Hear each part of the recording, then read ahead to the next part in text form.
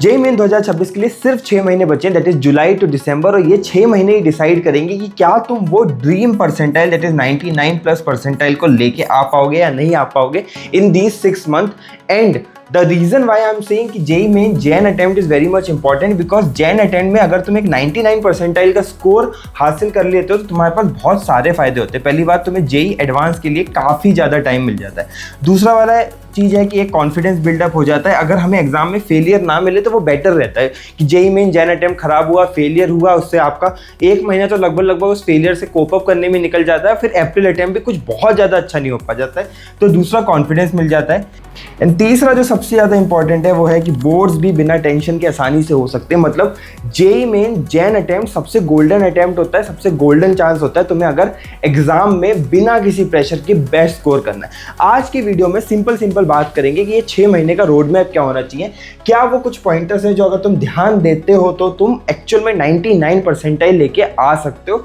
और आज के ज़माने में 99 परसेंटाइल बेयर मिनिमम रिक्वायरमेंट है, क्योंकि इसमें आपकी आती है 17,000 के आसपास रैंक, जो भी सफिशिएंट नहीं है टॉप एनआईटीज या सीएससी लेने के लिए, बट एटलीस्ट ये तो आपको एम करना ही चाहिए। जल्दी से वीडियो स्टार्ट करते हैं, बट उससे पहले आई वांट कि तुम कमेंट में लिखो कि अब तुम सीरियस हो। आई एम सीरियस, ये लिखना बहुत जरूरी है, बिकॉज एग्जाम के लिए बहुत कम टाइम बचा। अगर इतने कम टाइम में भी तुम सीरियस नहीं होगे तो ये जो 6 महीने का मैं रोड मैप बता रहा हूँ, ये 6 महीने की जो आपको टिप्स बता रहा हूँ, वो भी किसी काम नहीं आएगी। क्योंकि अगर तुमने साल 1.5 साल इसमें बर्बाद कर दिया तो 6 महीने में कोई चमत्कार नहीं होगा।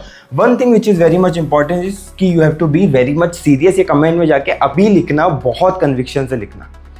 फर्स्ट पॉइंट जो तुम्हें ध्यान में रखना है वो है व्हाट वाई हाउ। देखो एग्जाम में सिर्फ 6 महीने बचे हैं, इसलिए तुम्हें एक चीज़ का ध्यान रखना पड़ेगा कि what you are studying, why you are studying and how you are studying. ये बहुत ज़्यादा इंपॉर्टेंट है। इसमें अब कुछ गड़बड़ नहीं हो सकता। अब इसमें गलत टीचर सेलेक्ट नहीं कर सकते, गलत रिसोर्स सेलेक्ट नहीं कर सकते, गलत मटेरियल सेलेक्ट नहीं कर सकते। आज इस वक्त ही तुम्हें डिसाइड करना पड़ेगा कि तुम्हें क्या पढ़ना है, दैट इज तुम्हारा सिलेबस क्या है, उसको आज फिर से अच्छे से देख लो। सिलेबस का कितना परसेंटेज पढ़ना है वो भी ध्यान से रखो। बाय परसेंटेज आई मीन कितना डीप डाइव होना है। तुम्हें आज के डेट में पता चल गया होगा कि तुम साथ में एडवांस की प्रिपरेशन कर सकते हो या नहीं कर सकते। अगर तुम्हें आज लग रहा है कि मेरे को पहले जेईई मेन के लिए ही पढ़ना है तो जेईई मेन के लिए ही अपने सिलेबस को लिमिटेड कर दो, फिर तुम्हारा व्हाट बन जाएगा जो तुम्हारा जेईई मेन का सिलेबस है, उसके अलावा तुम्हारा व्हाट कुछ नहीं है। देन वाई, क्यों पढ़ना है और कहाँ से पढ़ना है, ये तुम्हारा बेसिकली जो तुम्हारा PYQs है, जो तुम्हारा वेटेज पैटर्न है, ये तुम्हारा वाई बताएगा। इसके लिए अगर तुम्हें डेडिकेटेड वीडियो चाहिए तो तुम मांग लो, मैं तुम्हारे को एग्जैक्ट किस चैप्टर से कितने क्वेश्चंस आते हैं उसका पूरा पैटर्न एनालिसिस दे दूंगा। But why is very much important, because इस समय बहुत बच्चे होंगे जिनका प्रायोरिटाइजेशन नहीं होगा, जिनको पूरा सिलेबस शायद 6 महीने में कवर ना होता है। एटलीस्ट तुम्हें ये करना पड़ेगा कि जिस चैप्टर से ज़्यादा क्वेश्चंस आते हैं, मतलब फॉर एग्जाम्पल मैथ्स की अगर मैं बात करूँ तो कैलकुलस से सबसे ज़्यादा क्वेश्चन आते हैं। अब ऐसा नहीं होना चाहिए तुम 11th का सिलेबस पूरा कवर कर लिए, तुम 12th में कैलकुलस ज़्यादा अच्छे से करें नहीं, कैलकुलस से ही सबसे ज़्यादा क्वेश्चन आएंगे। तो वाई तुम्हारा क्लियर होना चाहिए कि क्या तुम्हें सबसे ज़्यादा पढ़ना है। And third, how is basically कौन सा मटेरियल लगाना है, कौन सी लेक्चर्स देखने, ये सब बहुत अच्छे से क्लियर होना चाहिए। ये बहुत इंपॉर्टेंट है। आज आँख बंद करके बैठो और पहले ये चीज़ें अपने मन में फिगर आउट करो कि व्हाट वाई हाउ ऑफ तुम्हारे प्रिपरेशन क्या होने वाले, तभी वो 6 महीने का रोड मैप बन पाएगा। नेक्स्ट पॉइंट आता है कि 6 महीनों को स्पेंड कैसे करना है। देखो हमारे पास जो समय है वो है जुलाई, अगस्त, सितंबर, अक्टूबर, नवंबर एंड दिसंबर। अब हमें बहुत ध्यान से समझना है कि हमें इस 6 महीनों को कैसे यूज़ करना है, यूटिलाइज करना है। मैं इसको सेगमेंट करूँगा जुलाई, अगस्त, सितंबर को, अक्टूबर, नवंबर को एंड दिसंबर को। अब यहाँ पे जो हमारा फोकस होना चाहिए वो होना चाहिए सिलेबस कंप्लीशन। हमारा जितना ज़्यादा हो सके उतना हमें करना ही करना है, प्लस हमारे बैकलॉग्स पे यहाँ हमें वर्क करना है। मतलब कि यहाँ पे तुम्हारे पास जितने भी 11th क्लास के बैकलॉग्स हैं, जितने भी अभी 12th में बैकलॉग्स बन गए हैं, तुम्हारा टाइम टेबल ही ऐसा होना चाहिए कि फटाफट सिलेबस कंप्लीट हो और बैकलॉग्स कवर हो। ये चाहे कितने भी 8-10 सब्जेक्ट हो, ये 2 डेली टाइम टेबल में आके कवर होनी चाहिए। अब जो नेक्स्ट फेज आ जाता है वो है अक्टूबर, नवंबर का। अगर सिलेबस कंप्लीट हो गया है तो भी रिवीजन करना है, अगर नहीं भी हुआ है तो एक स्लॉट रिवीजन तो करना ही करना है। अभी समझो कैसे मैं बता रहा हूँ। अगर कंप्लीट हो गया तो पूरा दिन आपको रिवीजन करना है। अगर मान लो कि कुछ परसेंटेज ऑफ सिलेबस नहीं कवर हुआ है तो स्लॉट रिवीजन का मतलब क्या है कि तुम्हारे दिन के 2 स्लॉट होंगे, जो 70% तुम्हारा अभी भी सिलेबस कंप्लीशन होगा, पर 30% जो स्लॉट है वहाँ पे तुम रिवीजन अब स्टार्ट कर दोगे। बिकॉज अगर सिलेबस ही नवंबर एंड तक खत्म हो रहा है तो रिवीजन का टाइम ही नहीं मिलेगा। तो आज भी जितना भी पढ़ा है उसका रिवीजन स्टार्ट हो ही जाना चाहिए अक्टूबर ऑनवर्ड से। ये आपके लिए मैंडेटरी है कि आपको रिवीजन यहाँ से स्टार्ट ही कर लेना है जो जो आपने पढ़ा है। And then December is all about full fledged revision, मतलब कि अब तो तुम्हें फुल फ्लेज में रिवीजन करना ही पड़ेगा। आइडियली ये आपका सेकंड रिवीजन होना चाहिए पूरे सिलेबस का। अगर पूरे सिलेबस के 2 रिवीजन भी नहीं किए तो भूल जाओ, वो जो ड्रीम फिगर है 99 परसेंटाइल का, उसको भूल जाओ, वो नहीं हो पाएगा। अब जो अपनी थर्ड स्ट्रेटेजी आती है वो मैं बोलता हूँ कि तुम्हारा ब्रह्मास्त्र शेड्यूल क्या है। मतलब आज से जो तुम्हारा शेड्यूल बनेगा वो अब नहीं बदलेगा। मतलब तुमने 1.5 साल में खुद को पहचान लिया होगा कि तुम 6 घंटे पढ़ सकते हो, कि 8 घंटे पढ़ सकते हो, कि 10 घंटे पढ़ सकते हो, लॉन्ग स्लॉट्स में पढ़ सकते हो या फिर तुम्हें शॉर्ट स्लॉट्स लगते हैं। ये सब अब तुम्हें पता चल गया होगा। अब तुम्हें एक तुम्हारा पर्सनलाइज टाइम टेबल बनाना है जो 6 मंथ तक मेरे भाई चेंज नहीं होगा।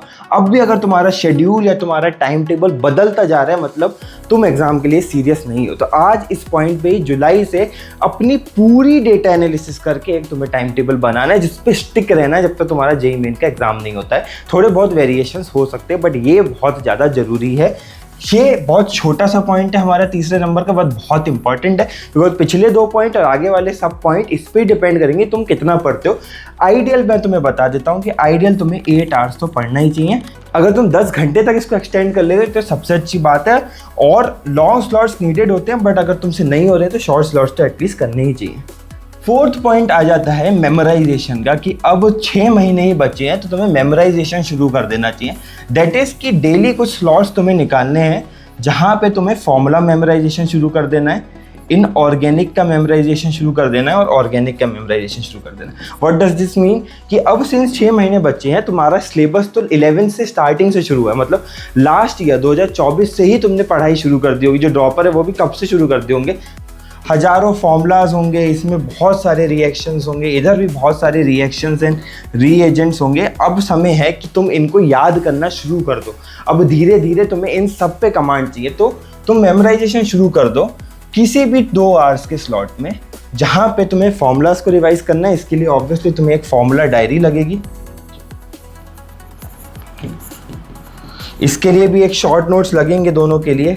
इनसे आपको डेली सुबह उठ के तुम्हारी हैबिट ही यही बनानी है कि तुम्हें रिवीजन करते ही रहना है इन दोनों रिसोर्सेज से। एंड लास्ट जो 5th पॉइंट है वो सबसे ज़्यादा इंपॉर्टेंट पॉइंट है, वो है आपके टेस्टिंग। कि अब कितना भी हमने समय बर्बाद कर दिया हो अब तो हमें टेस्ट देना है और टेस्ट देके भूल नहीं जाना है। 2 चीज़ें करनी है, एक तो गिविंग टेस्ट और दूसरा है एनालाइजिंग टेस्ट। मतलब कि आपको टेस्ट एनालिसिस भी करना है। ये चीज़ में एक अच्छा बैलेंस होना है। अब 1 पर week is very much important. अब आपका टेस्ट जो आप सोचते हो 3 आवर्स का होगा वो नहीं होता 3 आवर्स का। आपको टेस्ट देना होता है हमेशा 3 + 2 आवर्स का। 3 आवर्स में आप टेस्ट दोगे, 2 आवर्स में उसका एनालिसिस करोगे, तभी जाके एक अच्छी परफॉर्मेंस बाहर निकल के आएगी।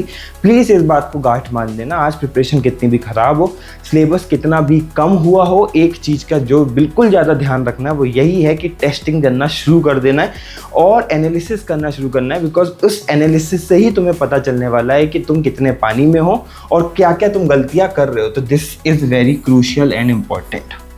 तो अगर इन बातों का तुमने ध्यान रख लिया, इन 5 पॉइंट्स का तुमने ध्यान रख लिया तो बहुत आसानी से वो 99 परसेंटाइल या फिर उससे भी ऊपर का एम तुम चेज कर सकते हो। अगर कोई प्रॉब्लम आ रही है तो जल्दी से कमेंट करके मुझे बता दो, वरना मिलते हैं अगली वीडियो में। Till then keep learning and keep working hard. Subscribe करना मत भूलना।